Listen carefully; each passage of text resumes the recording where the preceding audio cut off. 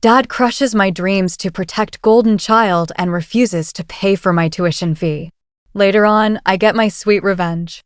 I, 32M, have a younger brother, 28M, and we were raised by our dad, 56M. Ever since we were in middle school, my dad has always favored my brother over me, and with time, I got used to it.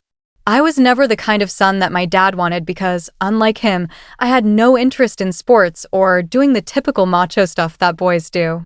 I was always more into more typically feminine things, which is why I was a huge mama's boy growing up. I loved everything to do with the kitchen, reading books, and even singing. My dad tried to make me play football with him, but I was no good at it, so gradually we grew apart. My brother, on the other hand, was exactly the kind of son that my father wanted. He was a rough and tough boy, not afraid of getting dirty while playing or even getting hurt. He was the perfect son for my dad, and it was very obvious that he loved my brother way more than he loved me. He'd always have great things to say about my brother, but never me. My mother never played favorites, though. She was fair to both of us, and that's why I loved her more as well. I did put in an effort to befriend my dad and spend time with him, but once we'd grown apart, he didn't seem too keen on fixing our relationship either. Unfortunately, the glue holding our messed up family together, my mother, passed away when I was in 8th grade. She'd been suffering from cancer, and by the time we realized it, it was too late for her to be saved, and she was gone before we knew it.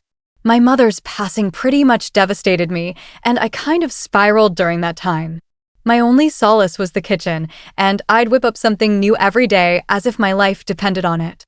My mother was a great cook, and she'd tell me often that, had she not been forced into taking over her dad's business, she probably would have become a chef. So, cooking was the only thing that brought me any comfort. Since my dad and brother were no help in dealing with my feelings, they suppressed any emotional reaction they'd had to my mother's passing and, if anything, grew even more distant from me, when in normal families, something like this would have brought us closer. My fixation on cooking set my dad off even more, and he'd keep bugging me to get out of the damn kitchen and do something more manly. One day, when he'd had enough, he even told me that if he saw me in the kitchen again, then he'd make me do all the other household chores as well. He told me to be more like my brother and man up, which ended in a huge fight where I told him he never loved me, and he agreed to it. It was finally out in the open, and I guessed it was pretty much the last day that my father and I spoke to each other so openly, because after that, I stopped trying to win him over altogether, and he didn't seem to care about it either.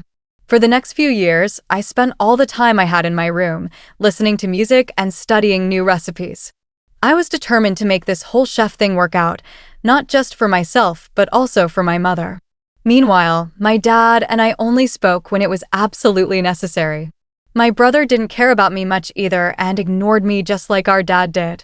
So, after my mom passed away, I basically had nobody I could count on.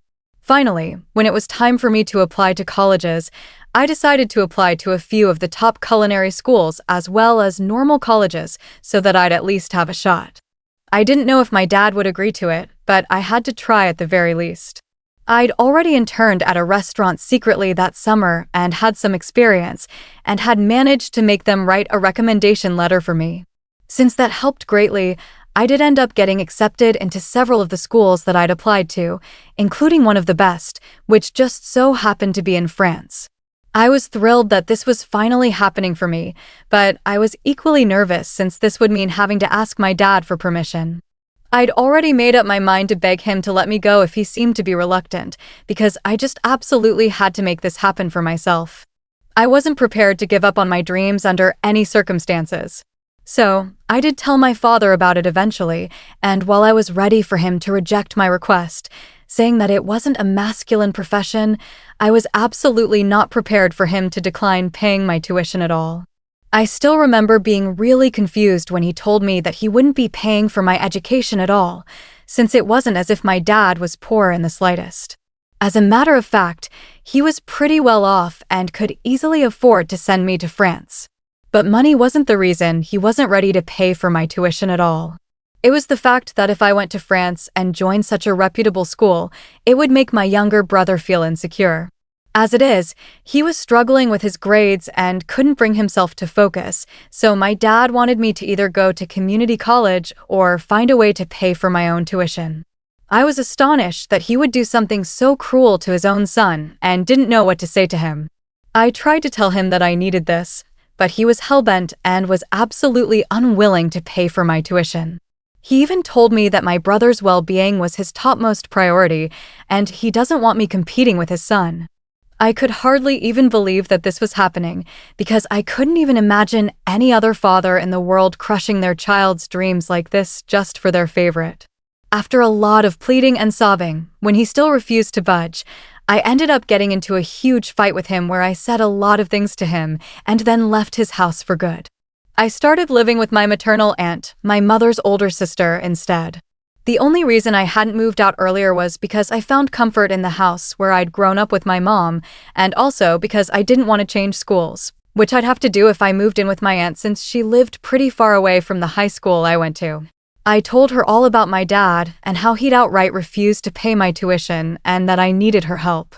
It felt like crap asking her for a ton of money since she wasn't as rich as my dad, but she reassured me that she'd take care of all my expenses. Somehow, she managed to get all her friends to pitch in and sent me to the culinary school of my dreams, and I'm always going to be grateful for that. Once I got there, I worked part-time as well and tried to make the most of my time there to make all the money that was being spent on me worth it. I worked really, really hard and made my way up. When I graduated, I was one of the most skilled chefs there and even got a job just a few months after I graduated. I started working at a really high-end French restaurant, and I'd send half of my salary back to my aunt to repay whatever debt I had. Slowly but steadily, I was just lucky that I didn't have to rely on a student loan, or maybe I'd never be able to pay any of it off. Anyway, I worked in France for a few years before finally moving back home once I'd saved up enough to open up my own restaurant. It's been a couple of years, and in the meantime, I worked at another restaurant here as the head chef while also working towards my goal of opening up my own restaurant someday. It was all finalized a few weeks ago, and I was able to finally open up the restaurant I'd been working towards for so long. Two of my friends from back when I was in France also joined in on my business idea and are co-owners with me, which is why I was grateful when they allowed me to choose what we were going to name the restaurant. They happened to be from the same state, so we were all okay with opening our restaurant in my city of choice as well. I chose to name it after my mother, which was a really lucky coincidence for us since my mother actually has a really beautiful and uncommon name in the city we called our home, no less. It was all finally falling into place. A few days back, we even had a little party for a few select guests before we were officially open for business. Of course, I invited my aunt and a few of her friends who'd also pitched in to help pay for my tuition. I also invited some of my friends back from school, but that was pretty much it. I didn't invite my father and brother because of obvious reasons. Even if I'd wanted to, I couldn't have, since I hadn't spoken to them ever since I'd left home, and neither had they bothered to ever get back in touch with me. I guess all of us were better off this way. But I should have known that they would definitely show up to piggyback on my success someday, and that's exactly what happened at the party we threw. They showed up an hour before the party was due to begin, but weren't stopped by security since we shared the last name, and they claimed that they were here to surprise me. At least that bit was true. I was definitely surprised when I saw them. My dad and brother greeted me like nothing awful had ever happened in the past, and were really warm towards me, probably for the first time in my entire life. I was shocked to see them, so I just froze when they first entered the restaurant. My buddies noticed that something was off and, after politely greeting my family, they left us on our own, and I'm thankful that they were able to pick up on my discomfort. I still hadn't recovered from the shock of seeing them again when they dropped another bomb on me and showed me a gift that they'd brought for me. It was a portrait of my mother, and my dad even told me that he commissioned it for me to hang up in my restaurant. As soon as he'd heard that a new fancy restaurant with this name was opening up in our city, he'd known that it was definitely none other than his son, and even told me that he'd always known that I had it in me. My brother, too, was jumping on the bandwagon and praising me and telling me that he was immensely proud of me. I couldn't believe my ears and knew instantly that something was very strange about all of this. I didn't say much and kept waiting for them to get to the point, because I knew there must have been a reason for them to be here. I let them speak, and eventually they did get to the reason they were here. Apparently, my brother was working as a bartender now, and even that was possible just because my dad had managed to convince a friend of his to give him a job at his club. My brother's grades had kept falling throughout high school and college, and that's why he didn't end up in the high-paying positions my dad had always expected from him. On top of that, he'd also been slacking during his high school football games, which is why he wasn't able to get a sports scholarship either, and ironically, he's the one who ended up having to go to community college because he got rejected everywhere else. What they wanted me to do was make my brother a partner in the business so that he'd have a more respectable position, even though he had done absolutely zilch to deserve it. I had the urge to laugh in their face, but somehow managed to hold back and instead told them that I'd think about it. I wasn't going to think about it, though. I just didn't want to turn them away. I wanted them to stay for the party because I had a much better plan in mind to humiliate my family, who'd come out of the woodwork as soon as they received word of my success. They seemed reasonably pleased, but boy oh boy, they had no idea what was about to come. After a while, our guests started arriving, and in an hour or so, everyone we'd invited was there. I spent the evening socializing, while my dad and brother also did the same, and I even heard them boasting about me to a few people while I marveled at their sheer audacity. Towards the end of the party, it was time for the hosts, namely me and my partners, to give a toast. My friends went first, since I wanted to save the best for the last. Then, finally, it was my turn to speak. On that day, I was finally going to speak my heart out. I started off by thanking all my guests and raised a drink to my mother first, since she was the reason I'd even ever been able to achieve so much. I strongly believed that it was her faith in me as a child that had made me believe I could do any of this at all, and that had stayed with me even after she was gone. After I'd paid my due respects, I decided to get to the disrespect as well. I brought up how I'd had to take a loan from my aunt and her friends to go to culinary school and thanked her as well. And then, finally, I got to the reason I'd had to take a loan for my tuition in the first place, my family. I brought up how I'd grown up with a father who never loved me or had any faith in me and always berated me for having feminine interests like cooking, and a younger brother who was the replica of my dad.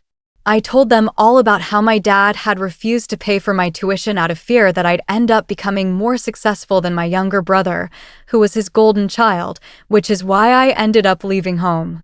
But despite all odds, I was able to rise and become who I am today.